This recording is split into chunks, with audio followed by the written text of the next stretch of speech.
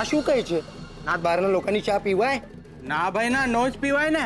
અને આમાંય પાછી મારી બૈરી તો આ લોકોના જ નાતની છે. જો એને ખબર પડશે ને તો મને તો ઘરની બહાર જ કાઢી મૂકશે. બાપા મારે નથી પીવી ચા, તારે પીવી છે? ના ના તો ચાલ ચાલ ચાલો ચાલ. ઓ ભાઈ, હા. તમારી ચા રેડી છે. ના ભાઈ ના, તે બનાવી છે તું જ પી, મારે નથી પીવી. જય શ્રી પણ મારી વાત તો સાંભળો. ના. ભાઈ સાંભળો તો ખરી.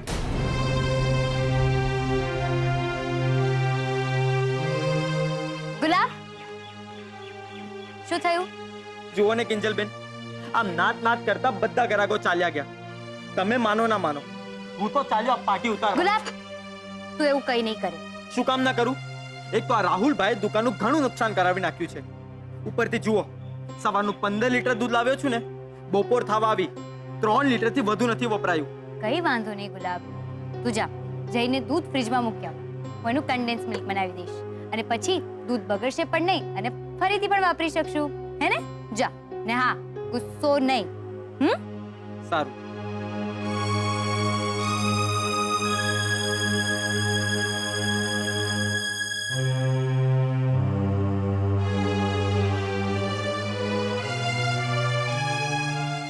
કિંજલ, સાચું કહું તો આ નોટિસ વાંચીને મને પણ બહુ ગુસ્સો આવ્યો છે. તો હું તને પણ એમ જ કહીશ કે મગજ પર બરફ રાખ. કિંજલ, આ બધું વાહિયાત છે.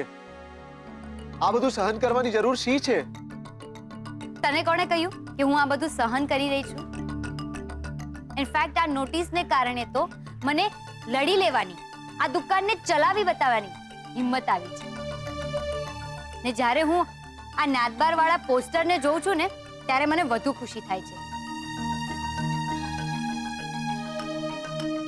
કે મારા પપ્પા આવા કોઈ વિચારોમાં નથી માનતા. ના તો એમને મન નાતજાત મહત્વની છે, ના તો દીકરા દીકરી વચ્ચેનો ભેદભાવ. બેન, તમારી દુકાને ચા તો પીવી છે, પણ તમને આ નાત બાર કાઢવાને કારણે કોઈ વાંધો તો નહીં આવે ને? ભાઈ, આ દુકાન ચાની છે, ઘેરની થોડી છે કે પછી વાંધો આવે. ને એમ છતાંય તમને સવાલ હોય તો હું તમારી સાથે ચા પીવા માટે તૈયાર છું. બાકી હું સંઘવી છું અને તમે ઠક્કર. એમ તો પછી જય જલારામ. જય જલારામ. આવો આવો આવો.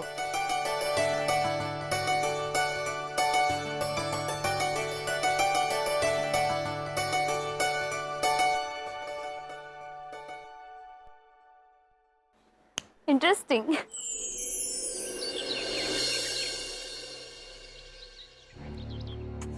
અરે આંટી, તમને ખબર પડી ગઈ છે ને કે અમને નાત બાર કાઢ્યા છે, તો પછી ફોન કરી કરીને ફોનનું બિલ નહીં વધારો તમારું. ફોન મૂકો. એક તો એક્ઝામ માથે છે અને એમાં પછી આ હોલ ટિકિટ પણ નથી મળતી અને એમાં પાછા લોકોના ફોન પર ફોન. હદ છે યાર. કોણ છે હવે? બોલ રૂપેશ. શું આમ ખાલી ખાલી કોરું કોરું રૂપેશ બોલે છે? બધું વંચાયું નથી કે શું? હા, વંચાઈ તો ગયું છે, પણ જો ને મારી હોલ ટિકિટ નથી મળતી મને. અરે તારા ડ્રોવરમાં મૂકી છે તેને ચેક કર. ડ્રોરમાં નથી, મેં જોયું. ફાઇનલી મળી ગઈ. થેન્ક યુ સો મચ, તે મને યાદ કરાવી દીધું. હવે આપણા વચ્ચે ક્યારથી થેન્ક યુ ની આપણે થવા લાગી? હા, આપણા વચ્ચે તો આઈ લવ યુ નો વ્યવહાર છે ને. Shut up Rupesh. હવે આવા સમયે તને આવી ફાલતુ વાત સૂજે છે? ફાલતુ? સેજલ, તો આપણા પ્રેમને ફાલતુ કહી રહી છે? પ્રેમને નહીં, મેં આ વિચારને ફાલતુ કહ્યો છે રૂપેશ. એક તો એક્ઝામ માથે છે અને એમાં પાછું આ નાત બાર વાળું લફડું. અરે નાત બાર પરથી મને યાદ આવ્યું, રૂપેશ, પપ્પાને આ વાત વિશે કંઈ જ ખબર નથી, એટલે એમની સામે આવે તો ધ્યાનથી બોલજે. આ વાતની ખબર નથી અને એમને જણાવવાની પણ નથી. એમ? તો આ વાત તે મને પણ નથી કરી. રૂપેશ, જે વાત આખા ગામને ખબર પડી ગઈ છે એ વાત માટે આપણે શું કામ ફોર્મેલિટી કરવાની?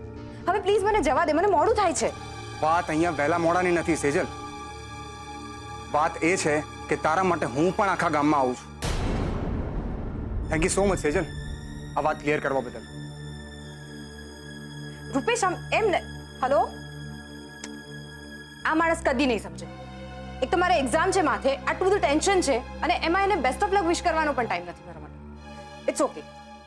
બેસ્ટ ઓફ લક કહેવા જ તો ફોન કર્યો હતો, કે ટાઈમપાસ માટે થોડો કર્યો તો મેં. પણ ના, મારી તો કોઈ કદર જ નથી. ગામ કહે છે મને. હું કઈ ગામ થોડો છું? શું થયું બેટા? કેવા આટલો ગુસ્સામાં છે? હા, બાપ રે, અને માથું તો જો કેટલું તપી ગયું છે. તો હું શું કરું મમ્મી? આ સેજલ છેલ્લા 2 દિવસમાં એને 2 મિનિટ પણ નિરાતે વાત નથી કરી મારી સાથે. અને વાત કરે પણ છે તેવા ટોનમાં જાણે હું કોઈ પારકો હોઉં ને નાત બહારની પંચાયત કરવા ફોન કરતો હોય એને. ઓ, તો વાત એમ છે. તું પેલા શાંત થા અને બેસ. બેસ કહ્યું ને, બેસજો.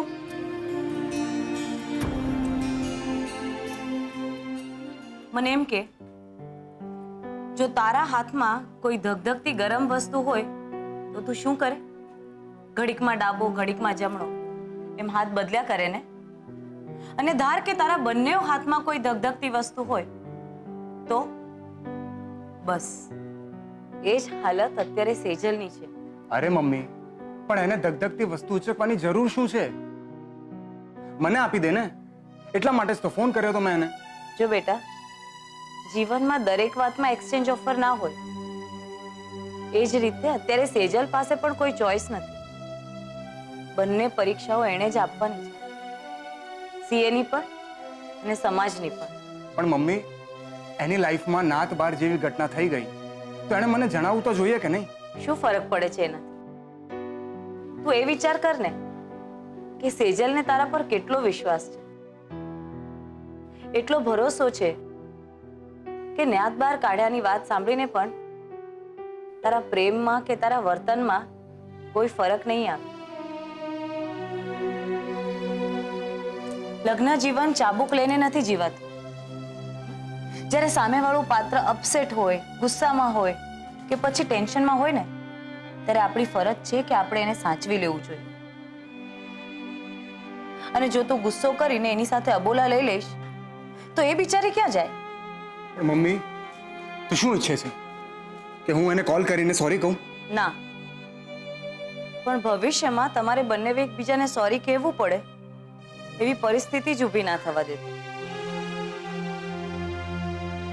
લે, અને હવે તારા પપ્પાની જેમ કલાકો એમ વિચારવામાં નહીં કાઢતો કે વાંક કોનો હતો અને પહેલા કોણ સોરી બોલશે. બેટા, મહત્વ સોરીનું નહીં, સંબંધનું છે.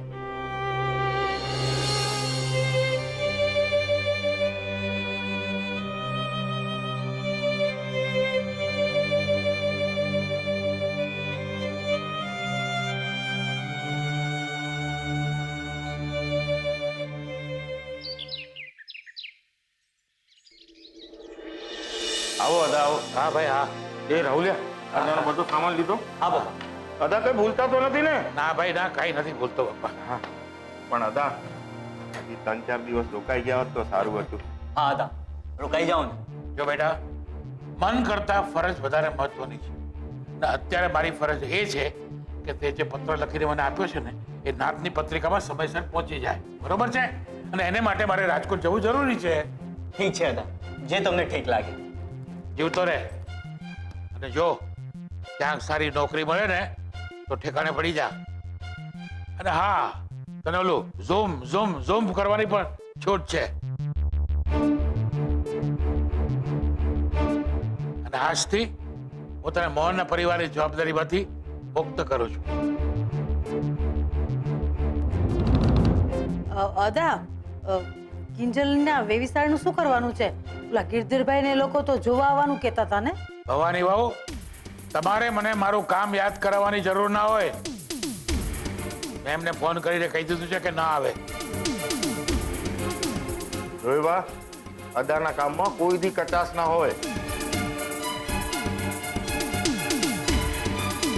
અને ઓ આવો છતાંય ભવ.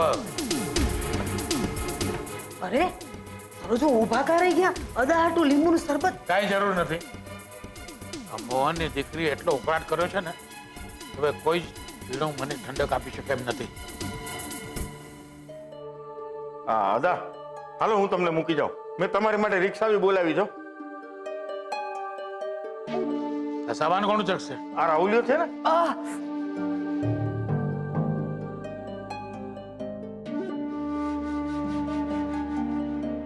એનો બાપ. હું ઉપાડીશ. ચાલ આગળ થા. હા. જય માતાજી. જય માતાજી.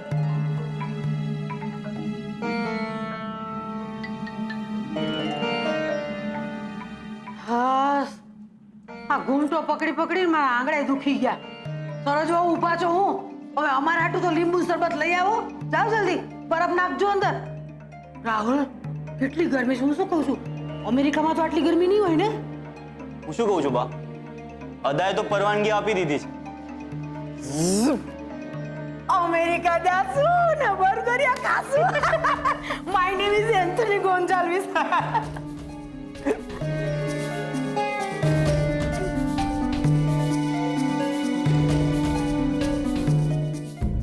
એ ભાઈ ઓલા મગન રિક્ષાવાળાને જો.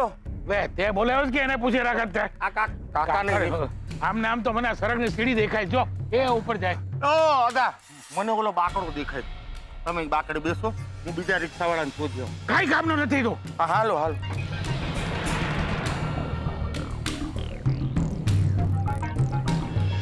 એ રામ, એ ભગવાન. એ અદા હા સંભાળો, પડી જશો. અરે તારો બાપ ખરા. હા તારો રિક્ષાવાળો ગયો ક્યાં? હાલી હાલીને મારે તો પગના ટાંટ્યા. અરે બાપ રે મા. બેસો બેસો. હું એ વિચારું છું રિક્ષાવાળો ગયો ક્યાં? અદા એક કામ કરો, તમે અહીંયા બેસો, પોરો ખાઓ, હું બીજી રિક્ષા ગોતી આવું છું. હા બેસો, સામાન સાચો.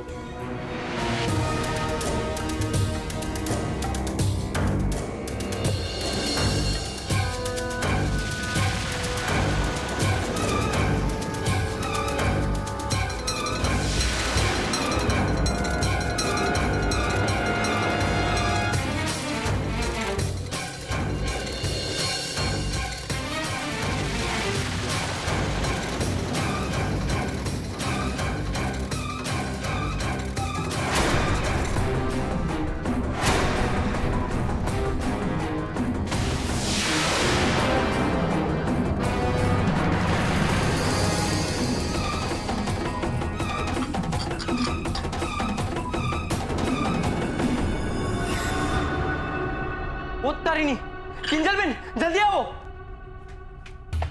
આ જુઓ, અદાને કઈ થઈ રહ્યું છે. બાપ રે, આટલા ભર બપોરે ગરમીમાં અદા ક્યાં જઈ રહ્યા છે? અને એ પણ સામાન લઈને. જા જલ્દીથી પાણી લઈને આવજા. કદાચ રાજકોટ પાછા જતા હોય. પણ કોઈ માણસ હોય તો સાંજની ટિકિટ બુક કરાવે. આટલી લૂ હોય તો દિવસે કરાતી હશે. આલો કિંજલબેન. પણ કિંજલ, અદા તારા હાથનું પાણી નહીં પીવે. કઈ વાંધો નહીં, પણ હું મારી ફરજ બજાવવાથી પાછી નહીં હટું.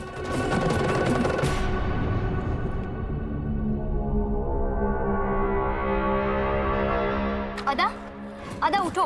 અદા આંખ ખોલો. અદા, અદા પ્લીઝ આંખ ખોલો. અદા, તમારે આટલી ગરમીમાં નહોતું નીકળવાનું. લો પાણી પી લો. રાટ તારા હાથથી પાણી પીને મારે મારો ધર્મ ભ્રષ્ટ નથી કરવો, સમજાય? અદા જીદ ના કરો. મારા હાથેથી નહીં તો ઉત્કર્ષના હાથેથી પાણી પી લો. પણ પી લો, નહીં તો તમારી તબિયત વધુ બગડી જશે. એક વાર કોઈ સમજાતું નથી.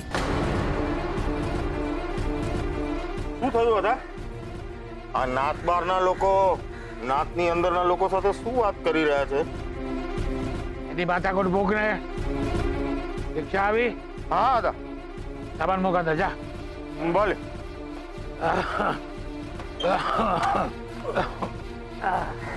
જય માતાજી. અદા આખીરે છોરી, મારા આશીર્વાદ માત્ર નાતની વ્યક્તિઓ માટે જ છે, નાત બહારની વ્યક્તિઓ માટે નહીં, સમજી?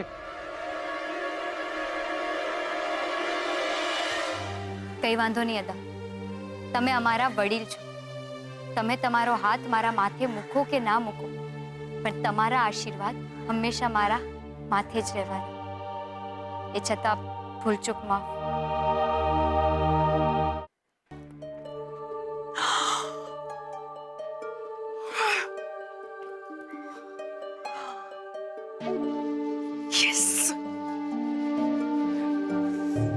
અલી પ્રમિલા, ફોન ઉપાડ. પ્રમિલા, એકદમ સાચી વાત છે. અહીંયા તો છે ને બહુ જ મોટું બોર્ડ માર્યું છે, અને એ પણ લાલ અક્ષરે. ઊભી રે ઊભી રે, તને વાંચીને સંભળાવ.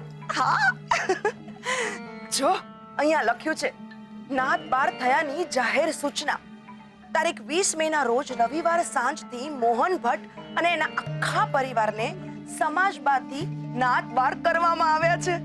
જો કોઈ પણ મોહન ભટ્ટ અને એના પરિવાર સાથે વાત કે વાટકી વ્યવહાર રાખશે તો એને પણ નાત બાર કરવામાં આવશે.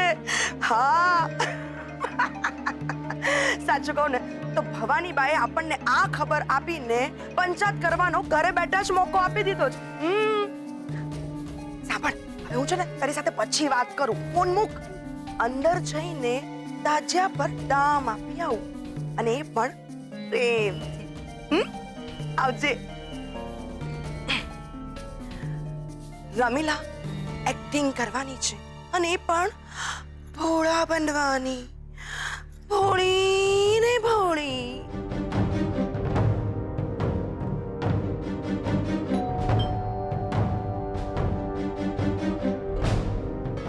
અરે રમીલાબેન, તમે એકલા જ આવ્યા છો? પ્રમીલાબેન નથી આવ્યા સાથે? પ્રમીલાને એવું નહોતું કે નાત બારનો ઉમરો ના ચડે. પણ આ તો શું છે કે અમે બંને જોડે આવીએ અને ખોટું લોકોનું ધ્યાન પડે એટલા માટે. મીરાબેન, જ્યારે અમે લગ્નનું માંગુ લઈને આવતા હતા ને ત્યારે તમે અમને આમ ઉંમરે નહોતા ઊભા રાખતા. ના ના, એવું નથી. આવો ને, આવો. આવો ને, આવો, બેસો. હું આવી. હા,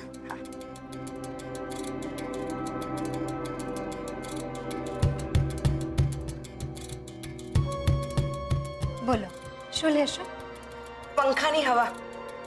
બાકી તમારા ઘરે તો માટલાનું પાણી પીવાનું નથી. હા, રેડીમેડ પીણું હોય અને એ પણ ઠંડુ તો પીવડાવો. હા, માફ કરજો, પણ એવું કંઈ તો ઘરમાં નથી. હાય હાય, નથી? ચલો, કઈ વાંધો નહીં. આ તો હું ખાસ અહીંયા નાત બારનો ખરખરો કરવા આવી હતી. તમારા માટે નહીં, અમારા મેરેજ બ્યુરો માટે. આ તો ભવાનીબાએ ફોન કરીને જણાવ્યું ને કે કિંજલનું નામ અમે અમારા ચોપડે રાખીશું ને તો અમારી સંસ્થાને પણ નાત બાર કરી દેશે. એટલે આ ફોટો. પણ તમારે અમારી મદદની જરૂર હોય ને તો કહેજો. હા, હું અને પ્રમીલા તૈયાર જ છીએ. ભલે. લે, એમાં શું ભલે? હા, આપણો સંબંધ ખાલી નાતનો જ થોડી છે. આપણો સંબંધ તો પરનાતનો પણ છે. સેજલ અને રૂપેશ. દો તાલી. હવે આ નાત બારમાં તાલી વ્યવહાર કરાય કે નહીં એની મને ખબર નથી. બાકી મોહનભાઈને આ વાતની ખબર છે કે શું? ના, એમની તબિયતના કારણે એમને કંઈ કહ્યું નથી. એ તમે બરાબર કર્યું. ક્યાં છે? અંદર રૂમમાં છે મોહનભાઈ? હા, રૂમમાં જ છે, પણ તમે જરા ધીમે બોલો ને. લે, ધીમે શું કામ બોલું? એ તો જેના પેટમાં પાપ હોય ને એ ધીમે બોલે.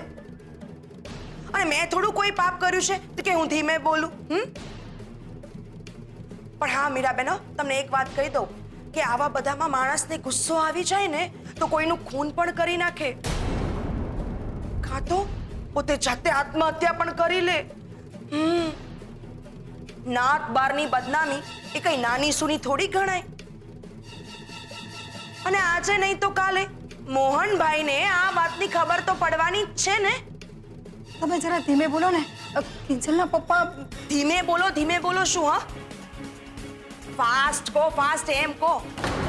આ ભીંજી અદાને ભવાનીબાએ સપોર્ટ કર્યો છે એના કારણે આખી નાતમાં આ વાત દાવાનળ જેવી પ્રસરી ગઈ છે. નહીં તો અમને ક્યાં ખબર હતી કે તમને અને તમારા પરિવારને નાત બાર કરવામાં આવ્યા છે.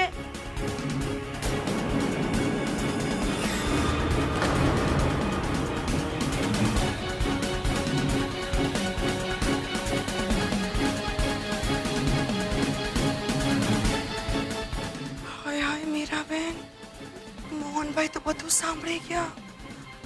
તમે કહેતા હતા કે ધીમે બોલો અને મેં લોચો માર્યો.